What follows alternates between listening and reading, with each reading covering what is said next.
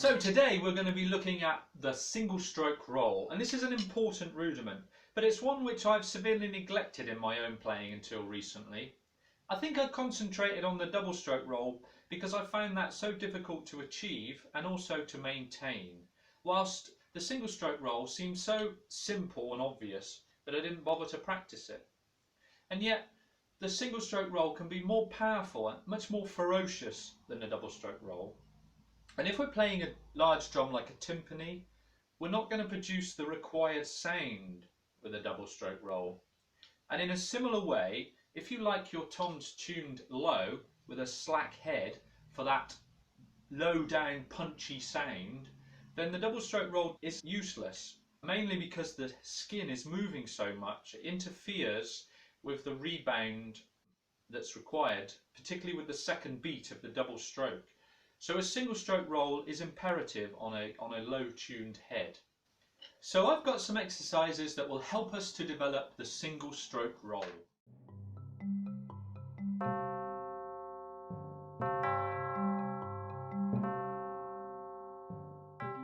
The first exercise is designed to develop finger speed. Now this is a variation of Bring Out the Branson which we did in lesson 5. But this time it's in a slow 4/4 pulse and there's no cross rhythm involved. And we play 4 beats on each wrist movement, and we do that 3 times and end that short phrase with 2 single strokes. Then we do that on the other hand, and then we do both of that again on each hand. Now to end this short exercise we then play 8 beats on each hand twice, and those 8 beats work out as 4 beats to each pulse.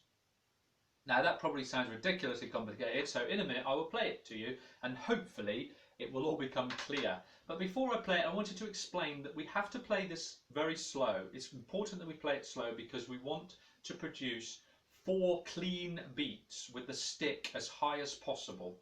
If we play too fast and we're not careful, we'll end up with a buzz, which we don't want. We want 4 nice clean beats coming from each stick. So I'll play that to you now. Da da da da, da da da da, da da da da, da da.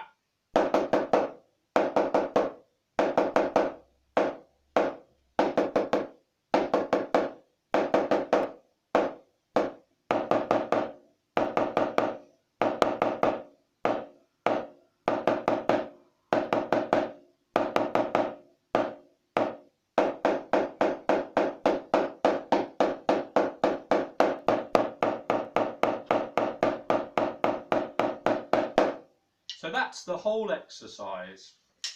So in that exercise we're kind of using 2 slightly different techniques. In the first part with the 4 beats on each hand, that's really just an extension of the finger double stroke. We're playing 4 beats to each wrist movement, and that's 4 beats controlled by the fingers but initiated by the wrist. Now in the second half where we're playing 8 beats, we're using a different technique. Now this technique is actually the modern American grip that I discussed briefly back in lesson 2. Now at the time I said that it's not a technique that I use, but unbeknownst to me it's something that I've been using for a very long time. It's something that I use when I'm going at a certain speed and I didn't actually realise. So if I just explain what's happening here, and this is kind of a perfect balance situation if you like. What we're doing is we're using the wrist and the fingers simultaneously to control the rebound of the stick. So the fingers kind of pull the stick into the drum head, where the wrist has to go down as well, and then the wrist is kind of pulling the stick off to keep the hand out of the way of the natural rebound. So it's a balancing situation between the movement of the stick and how the hand controls and fits around that. So if I just try and explain, so we're keeping the fulcrum is really important, and we're keeping a nice open hand, like I said, but the fingers stay in contact with the stick at all times, and it's just a kind of a balance of wrist movement and finger movement in order to keep the stick in the same place in the hand, but also keep the stick moving as fast as we can. So if I just play it quite slowly from this angle, hopefully you can see what's happening. It's difficult to feel and also to see at a slow speed. So as we increase the speed, we start to feel more of a balancing situation going on between finger and wrist. It's just starting now.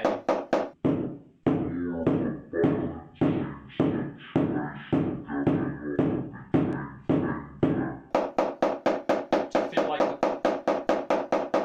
nice balance.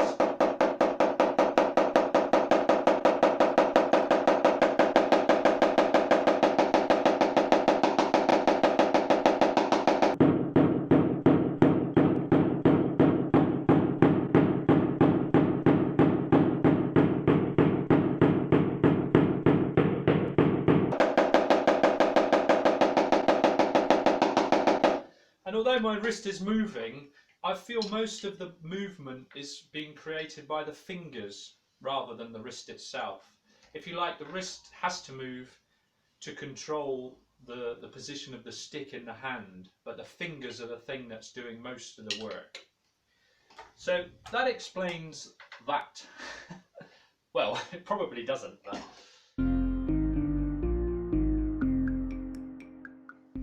Now, the next exercise that I like to do in order to develop that second part of that exercise, which is the balance of the wrist and fingers, is basically just to play 16 beats on each hand to get faster and faster.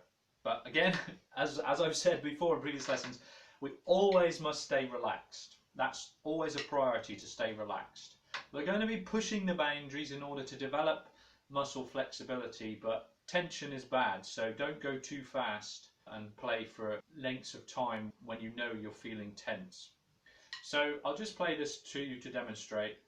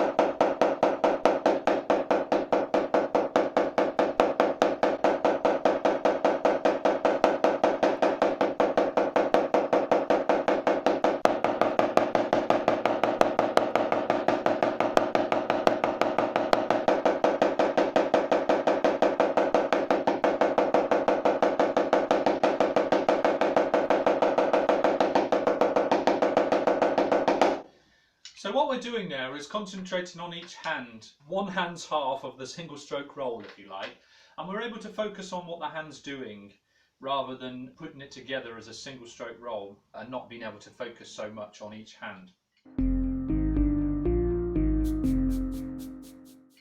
So the next logical step is to play a single stroke roll.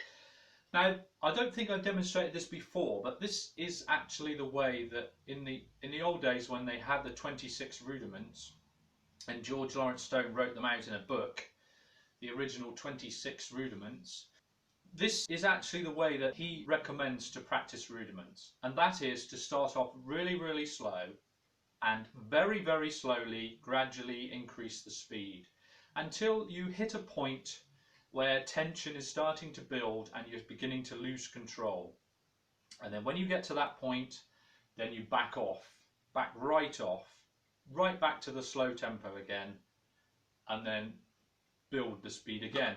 It's important that when you back off to that really slow tempo, that you focus your mind into your arms to relax the muscles. You should be able to relax those muscles without stopping playing. And that's an important technique as well, using your mind to control the relaxation in your muscles. You will find if you focus your mind on your muscles, you will actually be able to control the level of tension that's building up in your arms. Anyway, so let's do a single stroke roll and build it up and then back it off.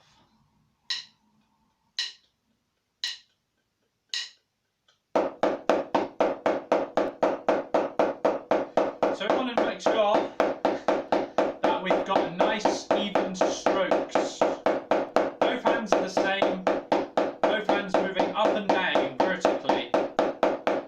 Everything's nice and relaxed and controlled. And we're using the wrist at the moment really because it's too slow to use the open technique properly. But we've got our hands open ready. So we just push the tempo a little bit.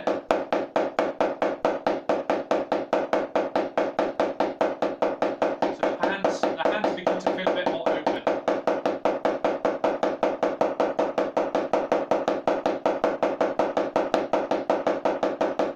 Stay nice and relaxed.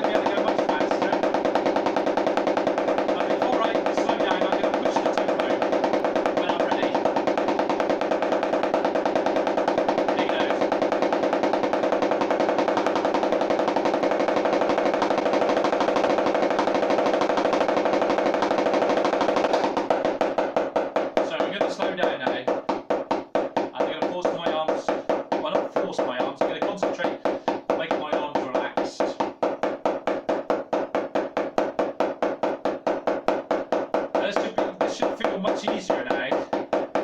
Feel nice and comfortable.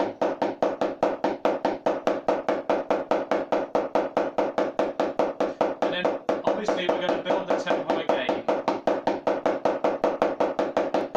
But I'm not going to do that now because it's taking up too much time. But you get the general idea of how to practice all rudiments really. If you're just practicing the rudiment on its own, this is the best way to practice it. Okay?